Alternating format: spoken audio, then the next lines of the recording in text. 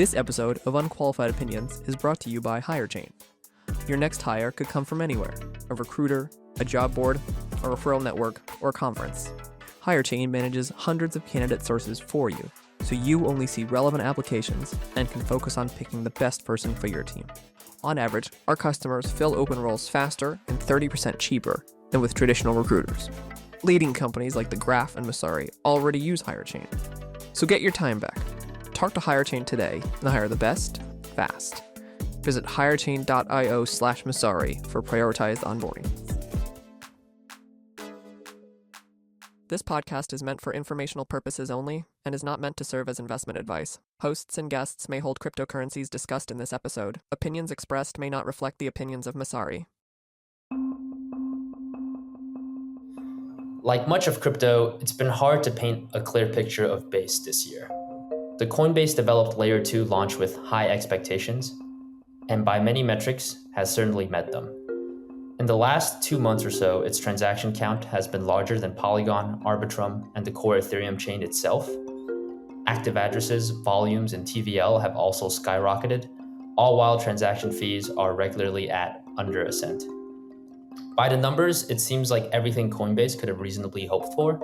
But if you listen to crypto Twitter, you may hear a much different story. You'll often hear things like the apps are dead, and all of its volume is driven by meme coins.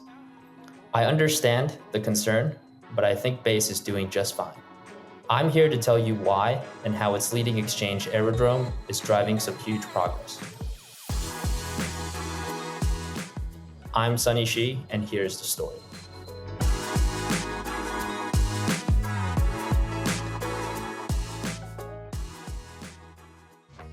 Join us at Mainnet 2024, Messari's premier annual conference in New York City from September 30th through October 2nd. Don't miss this exclusive opportunity to engage with industry leaders, explore emerging trends in crypto and AI, and network with top investors and innovators. Benefit from a 20% discount with code MessariPod when you register at mainnet.events. For a prominent presence, contact events@messari.io. Come experience the future of crypto at Mainnet 2024.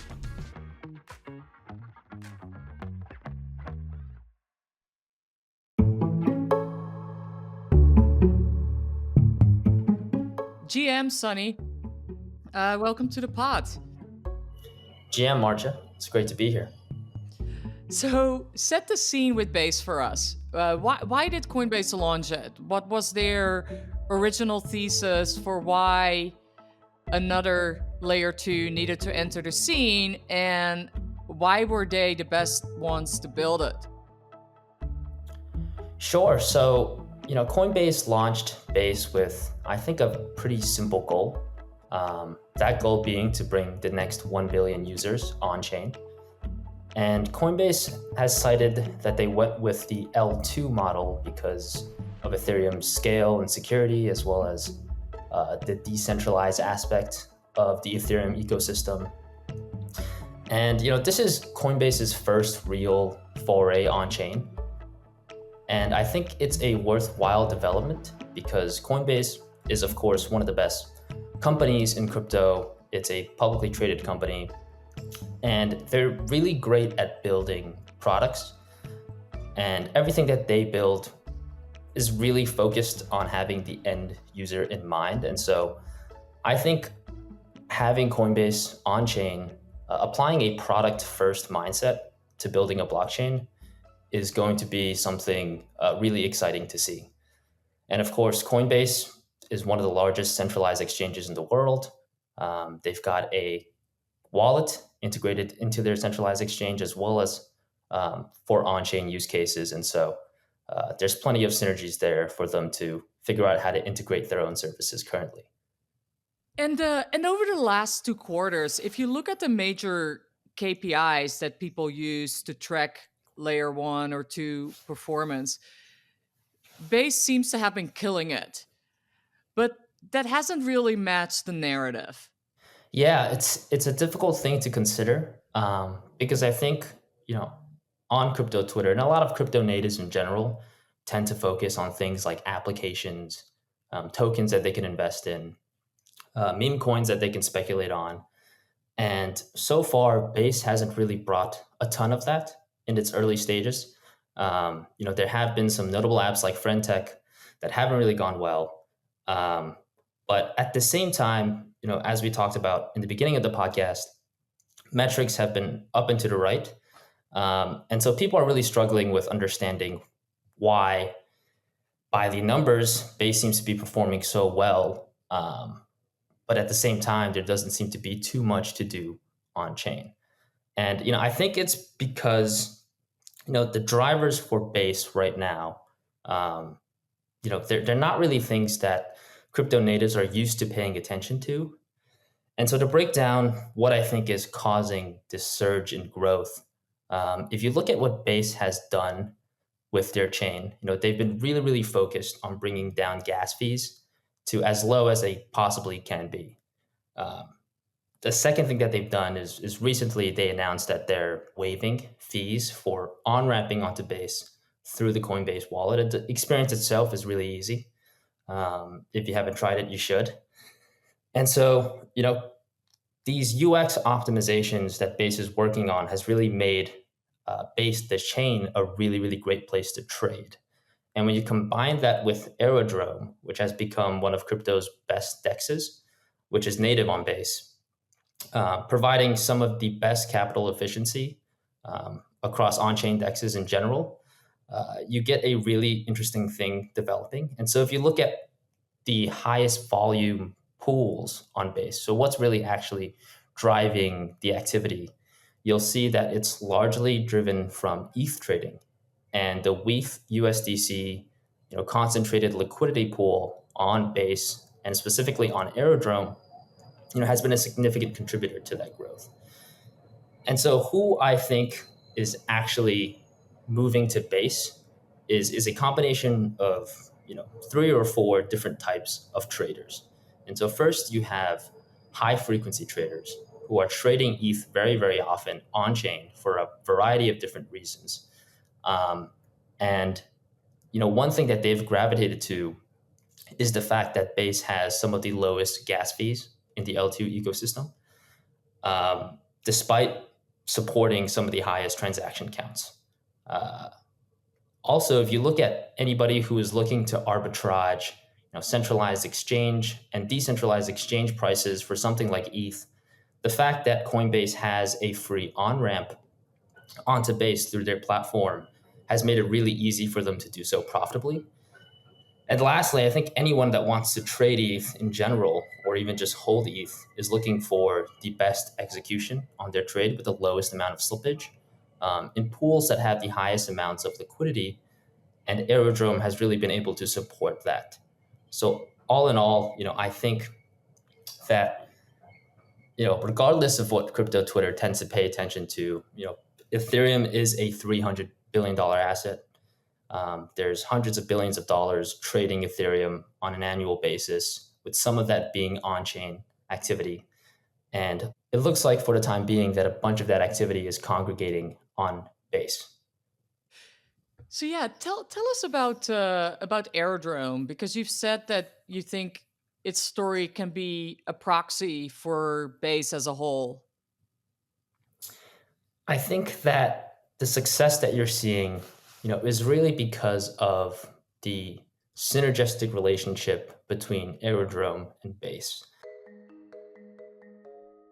I don't think one is causing the success of the other. I think it's very much integrated.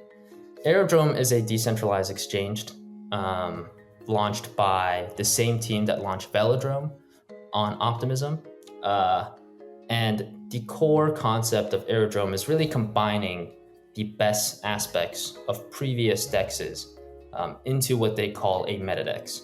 And that basically involves, making the most capital efficient product as possible to compete with Uniswap v3, which they've done with their concentrated liquidity AMM slipstream that's performing really well against Uniswap v3, and also incorporating some of the really cool aspects of Curve Finance, which did a really great job of making sure that value gets accrued to their CRV token holders. And so by combining CRV tokenomics, iterating upon it, and also coming out with one of the best DEX products in crypto, you've really seen it flourish. And on Base itself, the majority of the volume that we're seeing is transacting through Aerodrome, which is a really great achievement. So right now, do you think Base and Aerodrome have found product market fit as the hub for ETH price discovery? And can you explain that a bit? Yeah, I think there's some really exciting developments happening.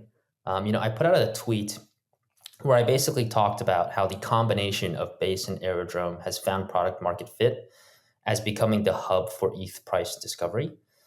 I think going a little bit into what I mean by that is if you look at where the trading activity is happening for Ethereum on chain, on a consistent day-to-day basis, the majority of that is happening on Base and on Aerodrome. And I think that that's a remarkable achievement for an L2 that's barely a year old. I think going forward, you might be able to see Base replicate that success with other assets they can bring on chain. And so I think the most exciting thing happening on Base right now, which was announced last week, is that CBBTC is live. And that's Coinbase version of wrapped BTC. It's essentially a wrapped Bitcoin asset that's a tradable ERC20 that you can trade on chain and integrate into a number of DeFi products. And it's backed by Bitcoin reserves at Coinbase. And Coinbase holds a substantial amount of reserves. I think in 2023, it was reported that over 5% of all Bitcoin supply is actually congregated on Coinbase. And so, I think there's plenty of opportunities going forward for Coinbase to continue to bring a number of these other non-EVM assets onto Base as wrappable ERC20s and potentially replicate the success that we've seen with Ethereum on Aerodrome and on Base. So in general, that's what's really getting me excited about Base going forward, is seeing all of these different assets potentially come on chain through Coinbase and Base, and just seeing Base kind of flourish as one of the go-to destinations for trading on chain. I understand the frustration that people on crypto Twitter may be having with the activity that they're seeing on Base. And eventually, I'm sure there will be more Base native applications and assets for people to buy. But for now, I think Base is doing just fine. And I think the future is remarkably exciting. Sunny, thanks for sharing your thoughts. Anytime, Marja. This was great.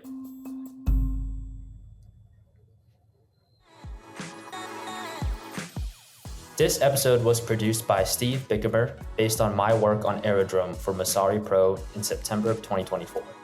To read more about Base and Aerodrome, please consider subscribing to Messari Pro at messari.io.